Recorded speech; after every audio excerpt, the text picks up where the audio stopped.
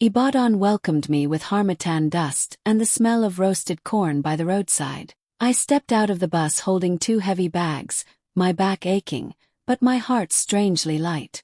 It had been a long year. Long nights. Long silence. Still I was home for Christmas. That word home still meant something to me then. I am Zainabu Adeyemi, mid-30s, tired but hopeful. In my bags were carefully wrapped gifts. Ankara for my mother. Shoes for my father. A phone case my sister once admired. I had planned everything during my lunch breaks, imagining their faces when they opened them. I told myself this year would be different. This year I would feel like I belonged. The house looked the same. Same cracked walls. Same mango tree in the yard. I greeted everyone with a wide smile, even though the greetings I got back were short, distracted. I pretended not to notice. I always did. Years of small comments, forgotten birthdays, jokes that landed only on me. I had learned to swallow them quietly. As I unpacked, I remembered why I kept coming back. Because family is family, right? Because Christmas is about forgiveness. Because maybe love just looks different here. I told myself not everyone knows how to show care, but it's still there. That night, lying on my old mattress, listening to distant laughter and the sound of plates clinking, I felt a soft hope settle in my chest. I believed this Christmas would heal something. I believed staying kind would finally be enough. I didn't know yet that belief alone can be the most fragile gift of all. Dinner was loud and crowded, the way it always was at Christmas. Plates clattered. Someone argued about football. Someone else complained the rice needed more salt. I sat there quietly, smoothing my dress, telling myself to relax. This was family. This was what I came for. Maria was in a playful mood, laughing too hard, talking too much.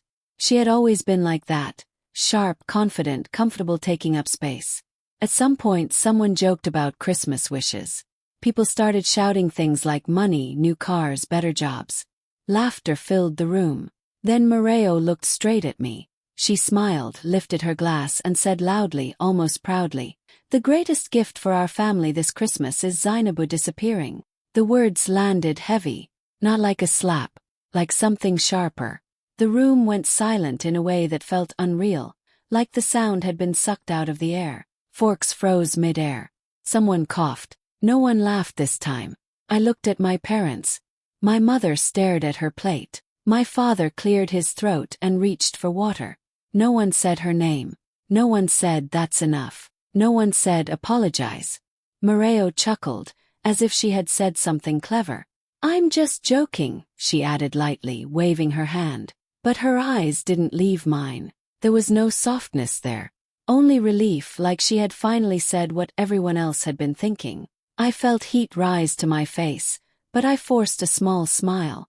The kind of smile women learn when they are taught not to cause trouble. "It's okay," I said, even though my voice sounded far away to my own ears. Inside something snapped clean and quiet. Not anger. Not tears. Just a sudden understanding. I had spent years trying to earn a place that was never mine to begin with. The food on my plate went cold. The noise slowly returned. People started talking again, carefully, pretending nothing had happened. But everything had changed. I could feel it settling in my chest, heavy and final. That was the moment I stopped hoping. Not out loud. Not dramatically. Just silently. And sometimes the quiet moments are the ones that break you the most. For a few seconds, no one knew what to do. Then an aunt laughed, the nervous kind of laugh people use when truth makes them uncomfortable. Another cousin joined in. Soon, the room filled with soft, awkward chuckles, as if laughter could erase what had just been said. Someone leaned toward me and said quickly, Zainabu, she didn't mean it like that. You know Maria jokes too much." Another voice added, "Don't take everything to heart." The words were meant to calm things down, but they landed like instructions. Swallow it. Move on. Be the bigger person. Again. Maria shrugged, already reaching for her food. The moment had passed for her. She didn't apologize. She didn't even look back at me. To her it was just another joke. To everyone else it was something easier to excuse than to confront. And that's when it hit me. I wasn't offended because of one sentence. I was hurt because this had always been my role. The one people could laugh at. The one whose feelings were flexible. The one who should understand, adjust, forgive. I thought back to birthdays where my name was forgotten, family plans made without telling me, jokes that always needed me to be the punchline. I had mistaken tolerance for love. I looked around the table and realized no one was really looking at me. They were watching the situation, not the person, waiting to see if I would cry, argue, or make things uncomfortable. I refused to give them that. So I smiled again. Not the polite smile from before, but a tired one. I gently pushed my chair back. "Excuse me, please," I said softly. My voice didn't shake. That surprised even me. I walked away slowly, past the noise, past the laughter that had already started to sound normal again. Each step felt heavy, but my head stayed high. I didn't slam a door. I didn't announce my pain. I just chose myself in the quietest way possible. In my room, I closed the door and sat on the bed, staring at my hands. They were steady. My heart was not. But in that moment, I understood something clearly. When humiliation is served as a joke, silence becomes survival. And that night, for the first time, I stopped laughing along. Lying on that bed, staring at the ceiling, memories started coming back to me. Not the loud ones. The quiet ones. The kind nobody ever thanks you for. I thought about all the times I had shown up without being asked, and without being seen. I remembered the night my mother called me crying because my father was in the hospital. I didn't ask questions. I didn't complain. I just sent the money. Hospital bills cleared before morning. By the time I arrived days later, everyone acted like things had always been under control. No one mentioned my name. I remembered Mireille's school fees. How the deadline was close and she was panicking. I skipped buying new clothes that month and paid it quietly. She graduated, smiled in pictures, never once said, "Thank you, Zainabu." Became normal, expected. There was the rent I paid when my uncle lost his job, the groceries I sent during hard months, the small transfers with notes that said, "Don't worry, it will be fine." I never kept records. I thought love didn't need receipts. I was the strong one, the reliable one, the one who would fix things. And because I never complained, they assumed it cost me nothing. 'Cause I always helped, they assumed I always would. My kindness became a service they felt entitled to. I see it clearly now. I trained them without meaning to. Every time I said, "It's okay," when it wasn't. Every time I showed up and stayed quiet. I taught them my feelings were optional. No one noticed when I was tired. No one asked how I was managing alone in the city. No one wondered what I gave up to keep everyone else standing.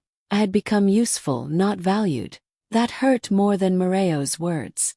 Because it wasn't one cruel joke. It was years of silent work, unpaid and unseen. As I lay there, the house buzzing with laughter somewhere far away, I felt something shift. Not bitterness. Clarity. I finally understood that kindness without boundaries doesn't make you loved. Makes you invisible.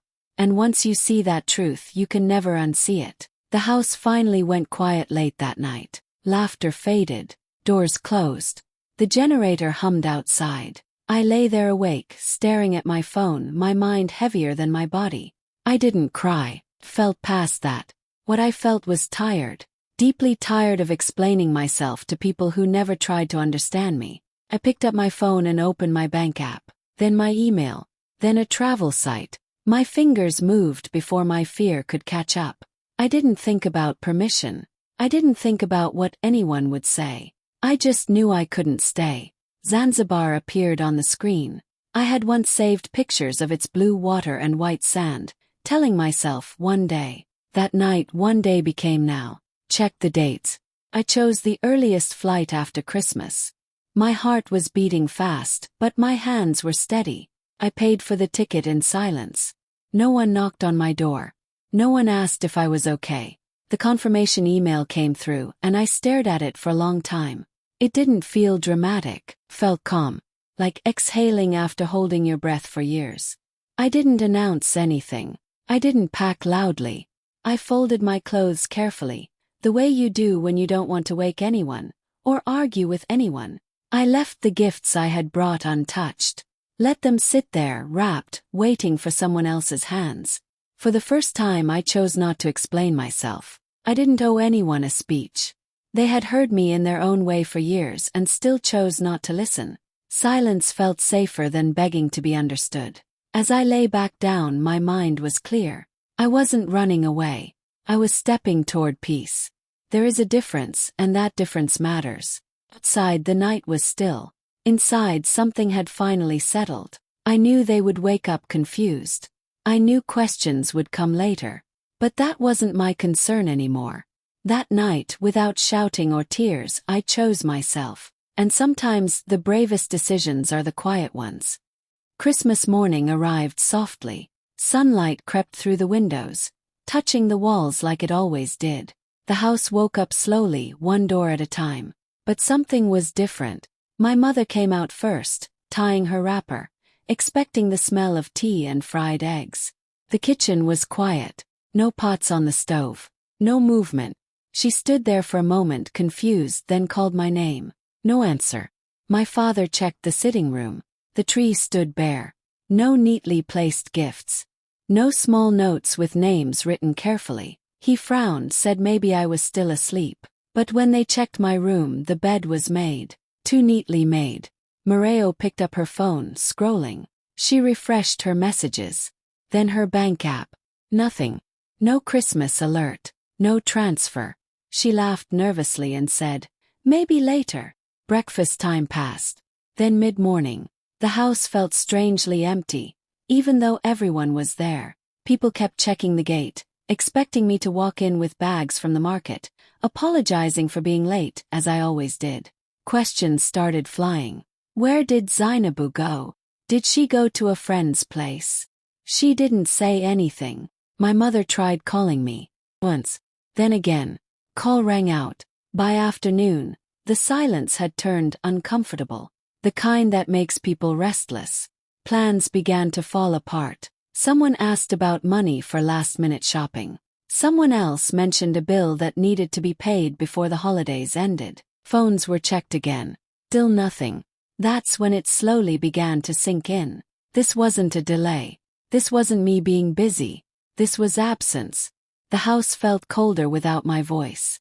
No one said it out loud, but everyone felt it. Christmas had arrived, but the usual support hadn't. The invisible things I did, the things no one thanked me for, were suddenly very visible. Confusion turned into worry, worry into irritation. And beneath it all, a quiet fear settled in. Because for the first time they were facing a Christmas without me fixing things in the background. And somewhere far away, without noise or drama, I was already gone. By the next day, confusion turned into problems. Real ones. The kind you can't laugh away. The electricity went off in the afternoon. My father stood outside arguing with the neighbor, swearing the bill had been paid. When he finally checked, the payment hadn't gone through. The water supplier sent a reminder message. School sent an email about outstanding fees.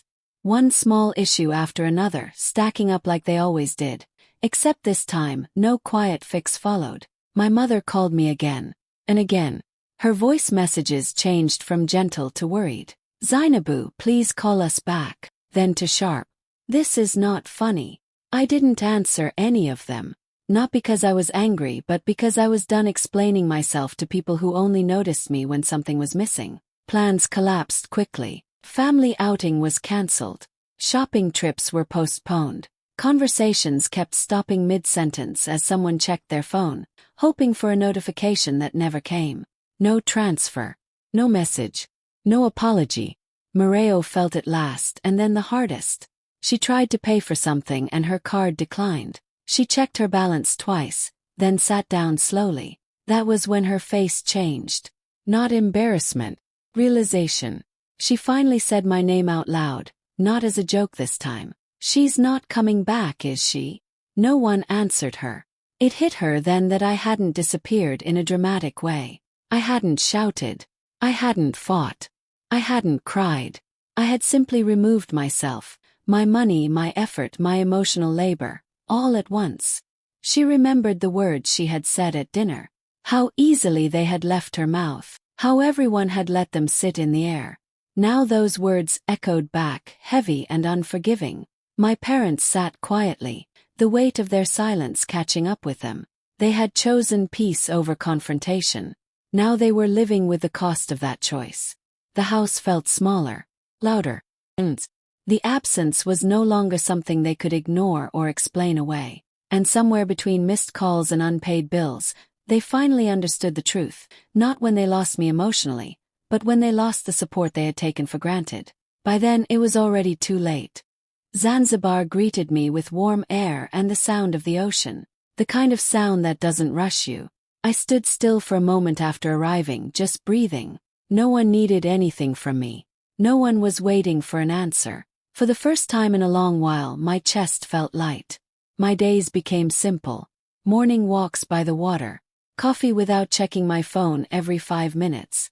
I slept better than I had in years. The silence here wasn't heavy. It was healing. I started consulting work online, using skills I had been carrying quietly for years. Clients listened when I spoke. They respected my time. They paid on time and said thank you. Each small interaction reminded me that my value didn't disappear just because I stopped giving it away for free. I met people slowly. A woman at a cafe who shared her table. A neighbor who smiled and meant it. Friends who asked about my day and actually waited for the answer. No one joked at my expense. No one told me to be less sensitive. I didn't have to shrink to belong. One evening I caught myself laughing out loud. Not politely. Not carefully. A real laugh that surprised me. I hadn't realized how much fear I carried before. Fear of saying the wrong thing, fear of being mocked, fear of taking up space. Here I was just me. I stopped explaining my absence. I didn't post long messages or defend my choice. Peace doesn't need an announcement. The people who mattered could feel the difference when they spoke to me. At night, I watched the sky change colors and thought about how much of myself I had been holding back. I wasn't broken. I was just tired of being unheard. Zanzibar didn't fix me. It reminded me of who I was before I learned to be quiet to survive. Before I learned that love meant sacrifice without limit. Here, away from the noise, I found something better than approval. I found myself again. Weeks passed quietly in Zanzibar. The days were full of work, walks by the beach, and laughter that felt real for the first time in years. Then my phone buzzed. Messages. From home. I opened them slowly, expecting the usual chatter or holiday updates. The first one made my stomach tighten. Zainabu, we didn't mean what was said at Christmas. Please forgive us. I read it twice. Then another arrived. Family is family. Come home soon. We miss you. The words were simple, polite, almost rehearsed. But there was something missing. The depth, the understanding, the recognition of everything they had overlooked. It wasn't there. I set the phone down. Outside, the wind carried the scent of salt and flowers. Inside I felt calm. For the first time, I wasn't anxious about someone else's feelings or approval. I had already made my choice. Long before these messages arrived, I thought about the years I had spent giving silently, forgiving silently, trying to make everyone else comfortable while I carried the weight of their carelessness. I remembered the dinners, the laughter at my expense, the ignored kindness, and the countless times I had swallowed my pride to keep peace. These words, though polite, couldn't erase that. I didn't reply. I didn't explain. I didn't say yes or no. Silence was my answer. Because returning would mean I had forgotten myself, and I hadn't. I had learned to value my peace over their convenience. My absence had been my gift, not spite but clarity. Weeks turned into months. My inbox occasionally pinged with updates. Are you coming? Or we just want you home. And each time I read calmly, smiled faintly, and continued with my life. The city, the ocean, the work, the friends, they were my world now. A world where my presence was respected, my voice mattered, and my heart didn't have to shrink to fit in. I realized something. Apologies sound empty when they come without understanding. Love sounds hollow when it only appears after absence. I had waited too long for recognition from people who would never see me fully. And so I didn't return. Not because I didn't care. Not because I wanted revenge. But because I finally understood my worth, and it didn't live in the house I had once called home. I sat on the balcony of my small apartment in Zanzibar, watching the sun melt into the ocean. The days were quieter now. No shouting, no judgment, no one waiting for me to fix their mistakes or make them feel better. I thought about home, about Moreo's words, the laughter, the dinners, the years I had spent bending myself to fit a place that never truly valued me. I realized something important. I had finally given them what they asked for. My absence. Not out of anger, not as punishment, but because I had finally chosen myself over their neglect. And in that choice, something unexpected happened. I discovered my worth. It wasn't in their approval. It wasn't in the gifts I bought, the bills I paid, or the emotional labor I carried silently for decades. My worth was mine, untouchable and undeniable. I thought about the messages they had sent weeks ago. We didn't mean it. Family is family. Reading them now, I didn't feel the urge to respond. They could no longer take from me what I had learned to protect, my peace, my time, my energy. For the first time, I wasn't waiting for anyone to acknowledge me. I was enough. I always had been.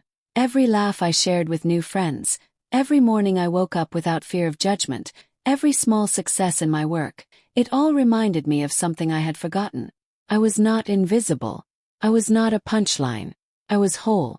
The greatest gift I could have given myself wasn't a trip or a new life. It was the courage to stop begging to belong, the strength to walk away from those who never saw me, and the clarity to finally protect my heart. They asked for my absence.